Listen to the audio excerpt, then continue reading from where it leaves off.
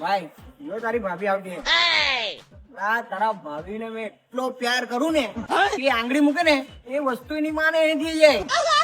તારા ભાઈ રોજનો ખર્ચો જ એની માને 10-15 હજાર કલાકો મેં. कौन है ये लोग? એટલે અમે ચા પીવા એમ તેમ જઈએ જ નહીં, ડાયરેક્ટ સ્ટારબક્સ માં જ ઘૂસીએ. कहाँ से आते हैं? 1000-1500 ની બેન્ચ કોફી લઈએ ને 1000 રૂપિયા તારો ભાઈ છે ને વેટરને ટીપ આપી દે. તો ગાંડો પ્યાર કરું મેં ને.